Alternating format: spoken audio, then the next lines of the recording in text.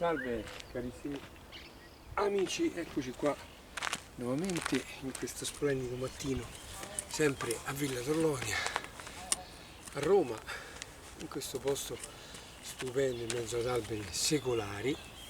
Ecco dove sono qui adesso io. Quando io ero bambino c'era una quercia che avrà avuto 600-700 anni, poi però l'hanno tagliata, però ce ne sono tanti altri ancora rimasti che sono veramente giganti. Questo è un posto molto speciale per me in Villa Torlonia, perché come vedete là ci sono quelle tre costruzioni. Ai piedi di quelle tre costruzioni ho seppellito il mio primo cane, che si chiamava Jack, ed è stato un rapporto molto speciale, anche se non è durato molto, è stato con noi probabilmente circa un anno, che ha lasciato comunque una traccia profonda dentro di me e mi ha insegnato quanto importante è avere questo rapporto con gli animali. Spesso gli animali vengono visti un po' come un giocattolo che noi abbiamo, no?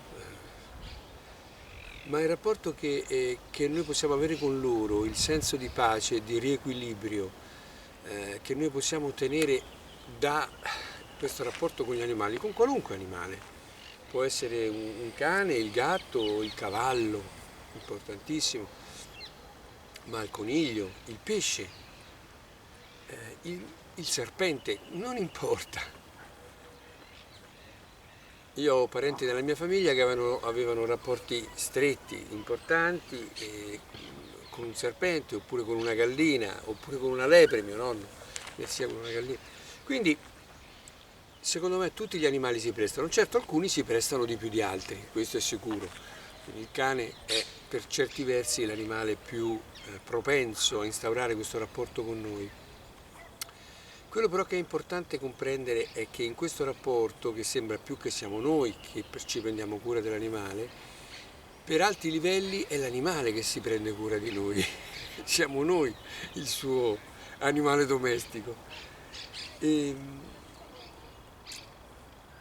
Chiaramente è importante cercare di restare, a mio avviso, sempre nell'equilibrio di lasciare all'animale la sua sfera di animale, cioè noi come esseri umani chiaramente siamo su un livello evolutivo diverso, però questo livello evolutivo ha comportato la perdita di certe caratteristiche.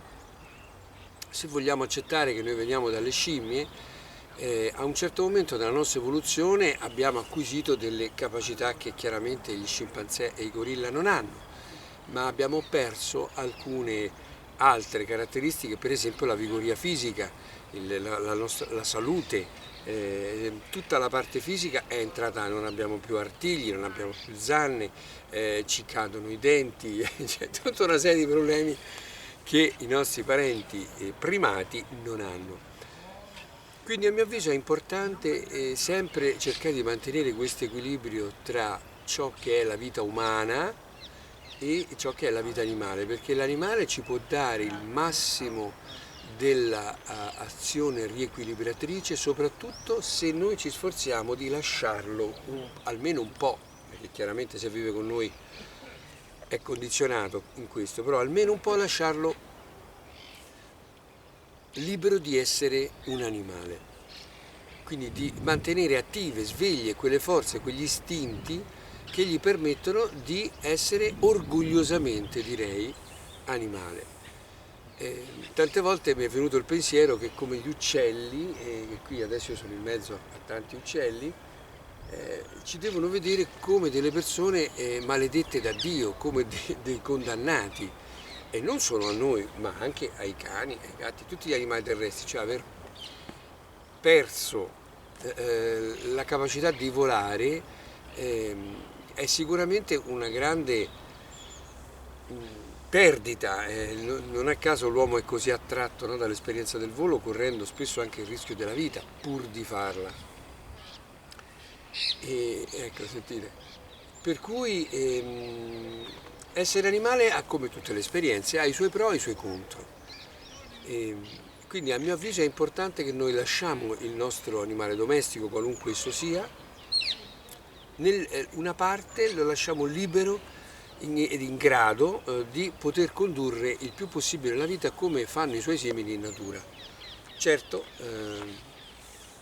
entro certi limiti. L'ideale sarebbe poter avere rapporto con un animale che vive veramente la vita della natura, no? Quindi da libero e non da nostro animale domestico. Però questo è, non dico impossibile, ma quasi impossibile. Per cui il consiglio che io posso darvi è quello di avere contatto con degli animali, però ricordandovi sempre che l'animale è un essere molto sviluppato, su certi piani più di noi, ha degli istinti, ha delle forze che lo guidano, ha delle intuizioni che noi un po' abbiamo perduto. E quindi per poter ricevere questa sua energia bisogna anche che lo lasciamo nel suo mondo, non gli trasmettiamo troppo le nostre cattive abitudini alimentari, per esempio. Gli unici animali grassi fuori di misura, diciamo fuori dall'ordine del loro DNA, sono gli animali domestici.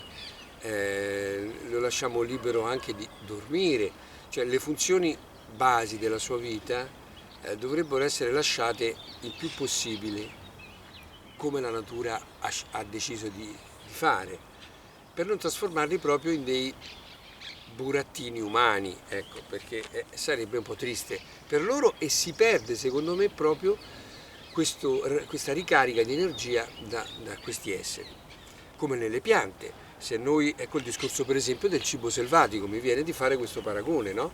Noi abbiamo sicuramente creato noi gran parte delle piante commestibili che noi mangiamo, tramite incroci, tramite modifiche, tramite varie tecniche, abbiamo creato delle piante che fanno dei frutti molto più grossi e molto più gradevoli al nostro palato. Però la pianta si è indebolita. Chiunque può vedere come un melo che fa delle mele grandi così ha bisogno di trattamenti, 10, 15, 20 trattamenti all'anno per veleni che vanno a impestare tutto l'ecosistema in cui viviamo e la mela stessa, pur di portare questo frutto così esagerato, mentre un melo selvatico che fa le melette piccole così e ne fa spesso una quantità in chili molto inferiore che non la Golden o la Canada, è più sana, è più forte come pianta, molto più forte e non ha bisogno di trattamenti, va avanti da sola. Ecco, questo un po' con tutte le piante, ecco perché uno degli 8 sentieri del Tao, degli 8 pilastri, prevede proprio quello che viene detto nel linguaggio il cibo dimenticato. Il cibo dimenticato significa il cibo selvatico, e qui c'è un parallelo con l'alimentazione che è un altro degli 8 pilastri, ma anche le erbe medicinali. Quando noi prendiamo la gramigna o il tarassaco o qualunque pianta medicinale che noi prendiamo, stiamo prendendo un nutrimento, come se mangiassimo degli spinaci, solo che non serve seminare la gramigna, si arrangia da sola e neanche zappettarli o diserbarli. Ecco, questa energia, questa forza di questa pianta, se noi la mangiamo in qualche forma, la assimiliamo in qualche forma, è un'energia potente che può curare grandi malattie, perché va a compensare quella poca energia, quel poco C che noi abbiamo in certi organi, e quando è così l'organo inizia ad ammalarsi e può portare gravi problemi. Quindi lo stesso discorso, come noi dovremmo mangiare più cibo selvatico possibile, più melette piccole così e non mele grandi così che hanno ricevuto 30 trattamenti, per noi e per l'ecosistema. Se questo è vero, e dovremmo curarci con gli estratti vegetali che sono straordinari, anche il nostro animale domestico dobbiamo ricordarci di lasciarlo il più possibile naturale. Oggi però siamo qui per parlare del solito libro La via all'equilibrio e oggi vedremo il capitolo 23, il sesso come terapia.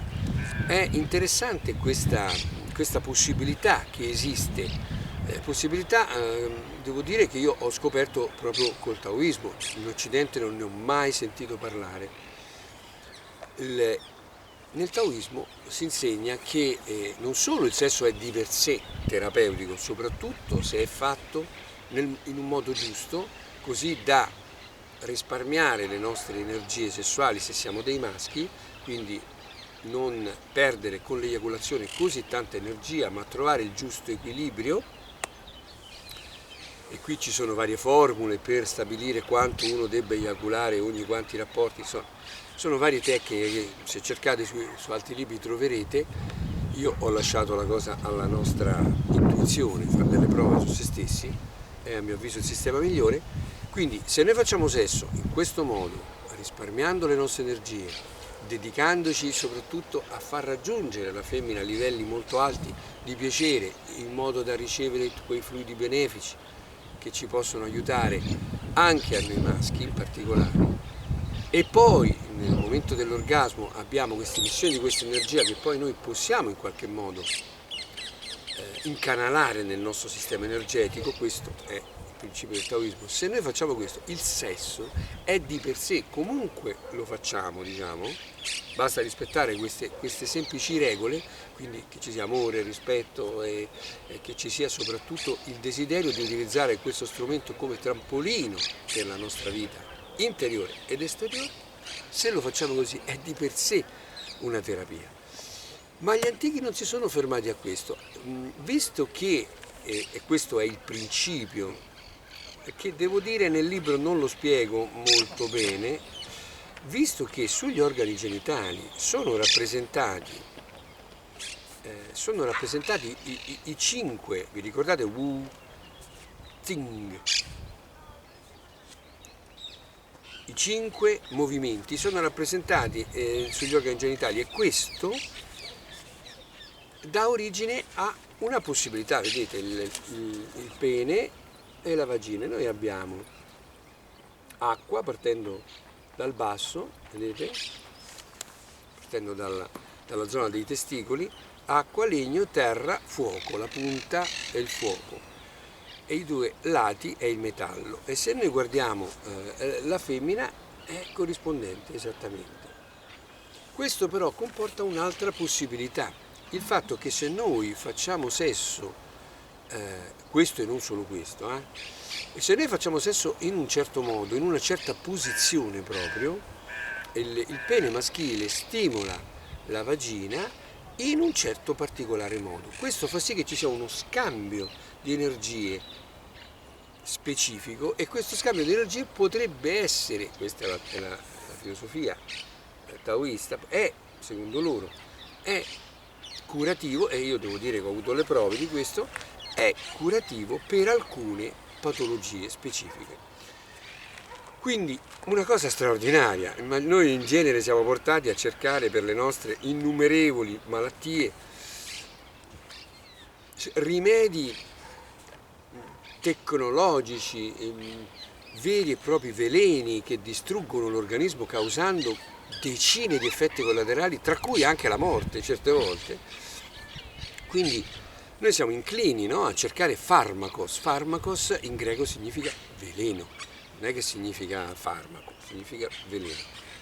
Quindi noi siamo inclini a cercare anche nella natura, perché l'uomo lo faceva già da prima, cercava delle piante velenose per curarsi, no? Soprattutto diciamo noi occidentali è molto sviluppata questo tipo di farmacologia. Poi quando è arrivata la chimica, basta, ci siamo rivolti alla chimica, e lì ancora meno naturali siamo stati, cioè siamo andati a cercare, il taoista ti direbbe cerca negli alimenti la tua cura. Socrate diceva cibo e ginnastica sono la medicina dell'uomo sano e che vuole restare sano. E l'antico taoista ti direbbe cerca soprattutto nell'alimento la fonte della tua salute.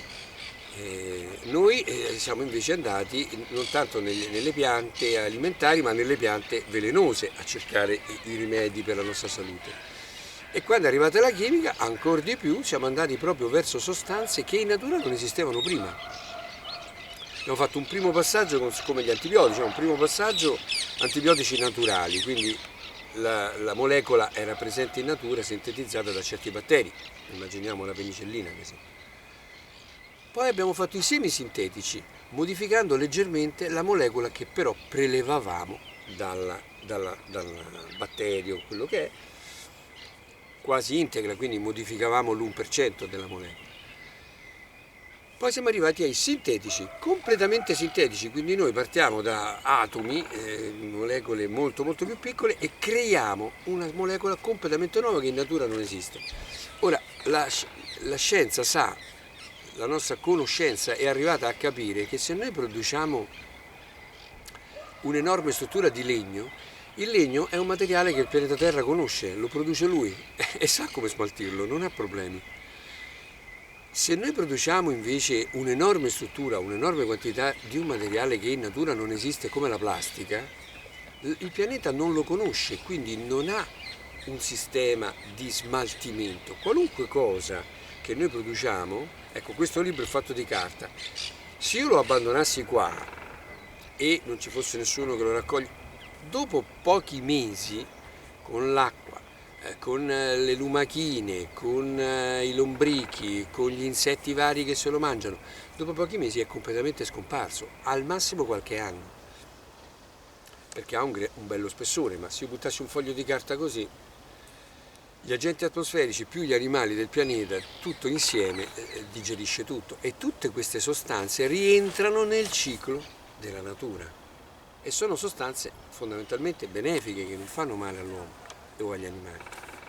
Noi invece creiamo i metalli pesanti, noi creiamo proprio dei metalli pesanti, creiamo cioè degli inquinamenti da metallo pesante, noi creiamo delle situazioni da diossina, da PCF, da sostanze che in natura o non esistevano oppure sono confinate, guarda caso, in alcuni piccoli ambienti e quindi non entrano in contatto con l'ecosistema se non in minima parte. E dove entrano avvelenano quell'ecosistema, perché ci sono zone così sul pianeta. Ecco, noi invece lo facciamo dove viviamo, non mi sembra molto intelligente, come non mi sembra certo intelligente far esplodere delle testate nucleari per provarle, per testarle su questo pianeta, senza contarle proprio per usarle per uccidere gli altri esseri. Ecco, questo ci deve far riflettere sulla vena di pazzia presente in noi, in ognuno di noi esseri umani. E quindi ecco perché, così come non dovremmo riversare nel nostro pianeta sostanze estranee come la plastica, perché poi il pianeta non riesce a digerirle e inquinano e poi fanno danni, creando malattie a tutti, nello stesso modo dovremmo stare molto attenti a introdurre sostanze analoghe dentro il nostro corpo. Ecco, i farmaci sono questo. Quindi utilizzarli proprio quando siamo costretti, introdurre nel nostro organismo una molecola completamente estranea che non esiste in natura, significa dare alle nostre cellule qualcosa che loro non hanno mai visto prima, non conoscono e non hanno quindi le catene enzimatiche adatte per smaltirlo perlomeno in un tempo ragionevole. Si corre sicuramente questo grande rischio, quindi bisognerebbe pensarci molto bene e ricorrere alla plastica o ai farmaci per fare un paragone proprio nella misura minore possibile che possiamo. Possibile è sufficiente. Quindi ritorniamo al nostro sesso come terapia. Il sesso come terapia è sempre, però con certe posizioni lo è ancora di più, come abbiamo detto. Ecco, abbiamo fondamentalmente tre tipi di posizioni diverse. Posizioni generali. Le posizioni generali fanno fondamentalmente del bene sia al maschio che alla femmina, sono curative per entrambi. Quindi ognuno dei due funge da medico e da paziente. Poi abbiamo delle posizioni invece che fanno soprattutto del bene al maschio e quindi la donna è il terapeuta e la femmina invece, cioè la femmina è la terapeuta e il maschio è il paziente. Poi abbiamo delle tecniche, delle posizioni invece che fanno più del bene alla femmina, fermo restando il fatto che in realtà alla femmina fanno del bene tutte e tre le categorie, sia quelle del maschio sia quelle sue proprie che le fanno ancora più del bene, sia quelle generali. In questo diciamo che sono agevolate, ma in ogni caso noi abbiamo le nostre posizioni, ce ne sono tantissime di queste posizioni, ne sono state studiate tantissime e io ho scelto una quindicina che sono secondo me la base per iniziare. Se poi uno sente un interesse maggiore per l'argomento, ci sono libri che le manifestano. Chiaramente le posizioni vengono descritte nel dettaglio, come si fanno, e la tecnica da utilizzare durante il rapporto. Ritengo una cosa meravigliosa il fatto che esista questo sistema di autoguarigione, cioè che l'uomo per guarire se stesso ha tanti sistemi, ma uno di questi è straordinario perché è il nostro partner. Chiaramente qual è il grande limite di questo sistema? È che noi dobbiamo avere il partner a disposizione e questo è un po', diciamo, non così semplice da fare, come abbiamo spiegato proprio nel video di ieri, ed ecco perché ci sono comunque tutti gli altri esercizi che si possono fare senza nessun problema lo stesso, anche senza partner. Un'ultima precisazione su come anche possiamo aumentare il potere terapeutico del nostro rapporto sessuale. Se noi creiamo una connessione interiore tra l'organo malato, l'organo che noi vogliamo curare, e questa energia che durante il rapporto sessuale sentiamo che si sviluppa e che sale su, e che sale su soprattutto nel momento dell'orgasmo, lì è il massimo, possiamo fare qualcosa di molto simile all'esercizio Donate ai poveri. L'esercizio Donate ai poveri è l'ultimo step, l'ottavo step del bonobo, dove noi, se vi ricordavate, quell'energia che avevamo tirato su alla fine con l'esercizio del daino semplice, poi dopo cercavamo con le nostre mani di inviarla all'organo che ne aveva più bisogno e poi sotto un altro. Si può fare la stessa cosa sia durante il rapporto, e questo è più facile a mio avviso per la femmina, sia nel momento dell'orgasmo e soprattutto dopo, e lì anche per l'uomo è facilissimo farlo. Si può fare questo, quindi effettuare delle contrazioni come quella del daino subito dopo l'orgasmo e cercare di percepire questa energia che dalla colonna vertebrale va nell'organo malato, magari aiutando questo procedimento con la sensazione tattile, quindi toccando quella parte del corpo. Quindi un esercizio meraviglioso, piacevolissimo, perché chiaramente il sesso è uno dei piatti forti di questo pianeta e soprattutto importante, io aggiungerei, perché in questo modo ameremo, anzi direi siamo inviati sulla via dell'amore ancora di più per il nostro partner, perché diventa il nostro guaritore, quindi ancora di più gli saremo grati. Detto questo, vi saluto da questo posto fantastico e vi auguro un buon rapporto con la nostra natura animale. Il sesso è una delle parti più animali di noi e che sia soprattutto nell'equilibrio.